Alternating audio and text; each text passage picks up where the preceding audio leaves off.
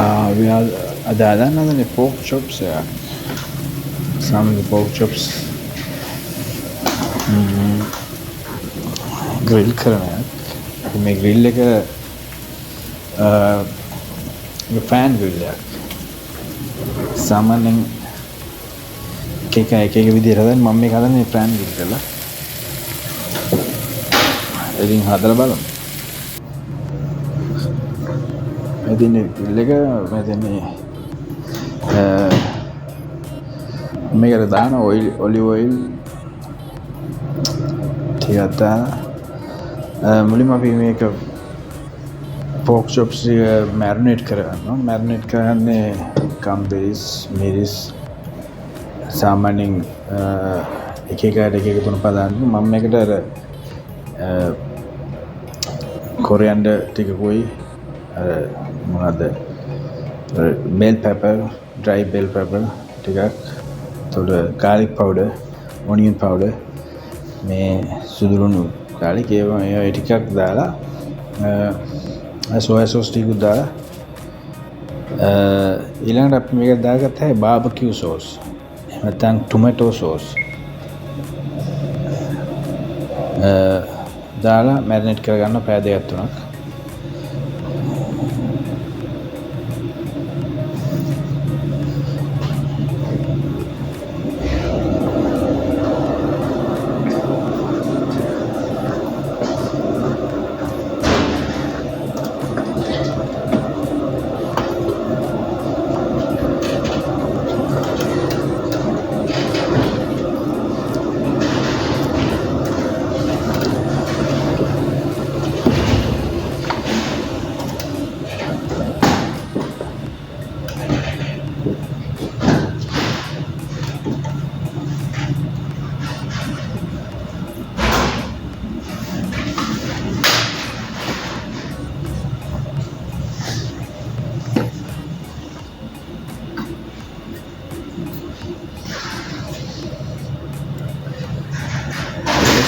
olive oil දාලා pan එක grill වෙන pan එකට අපි හොඳට රත්නකොට පස්සේ olive oil ටික දානවා.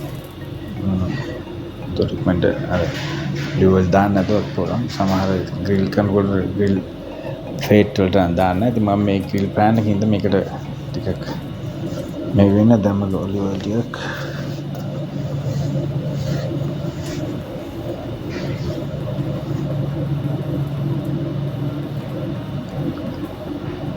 ටික හොඳට රත් වෙන්න තියෙනවා. ඉතින් ඊළඟට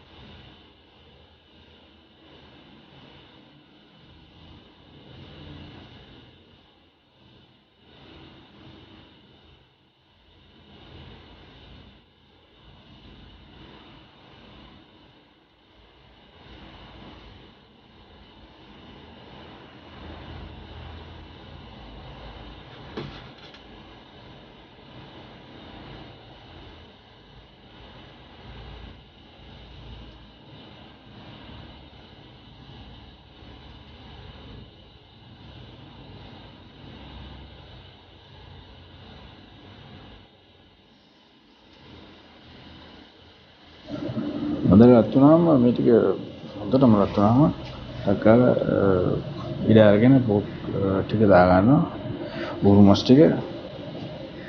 ඉතින් සාමාන්‍ය මේකේ කටු නෑ ලොකුවට මේ ෆැට් එකක් නැහැ. අර මැද කෑල්ලක් මැද ෆැට් එකක් තියෙන උඩ තියෙන පිටස් හැම ඒ ටික කොටස නෙමෙයි.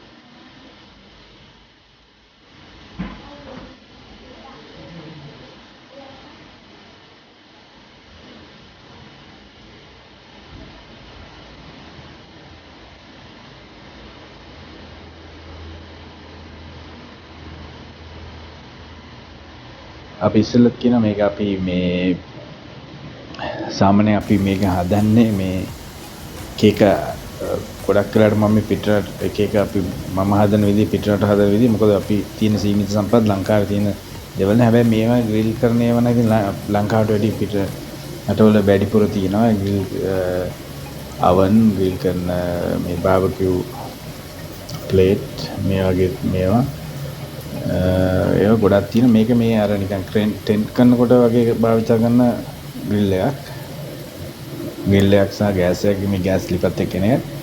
ඉතින් මේක ඉන්ඩෝර් එකක් නෙමෙයි ඇත්තම.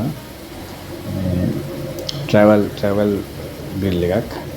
ට්‍රැවල් ගෑස් එකක්. ඉතින් හැමදාම මතකයි අපිත් එක දිගටම ඉන්න සබ්ස්ක්‍රයිබ් කරන්න බලන්න ෂෙයාර් කරන්න තියෙන දේක් තියෙනවා දන්න දේක් තියෙනවා අහන්න කමෙන්ට් කරලා. ඉතින් හැමෝටම ජය වේවා කියලා එන වැඩේ කරගෙන යන්න.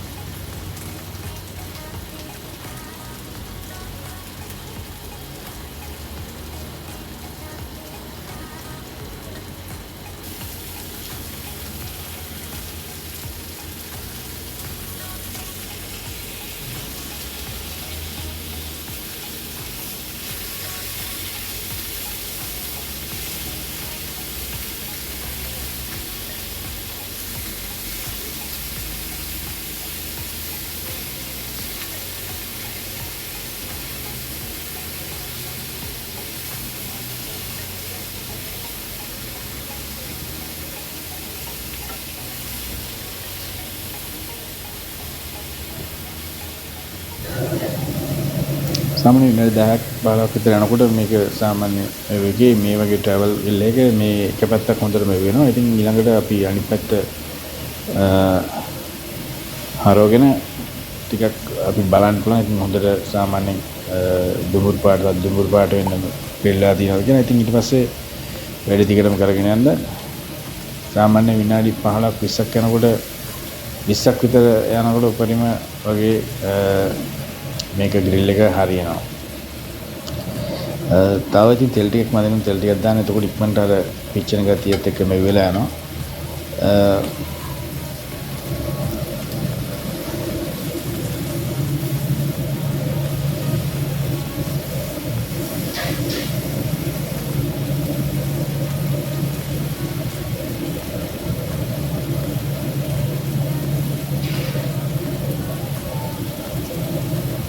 මේකට ඉතින් සාමාන්‍යයෙන් අල හරි බ්‍රොකලි හරි එහෙම නැත්නම් අර වයිට් ගෝමල් ඒ වගේ දේවල් එක්ක කන්න පුළුවන්. එහෙම නැත්නම් ඔය කැරට් සලාද අපි සාමාන්‍යයෙන් කැරට් සලාද නම් කැරට් මිරිස්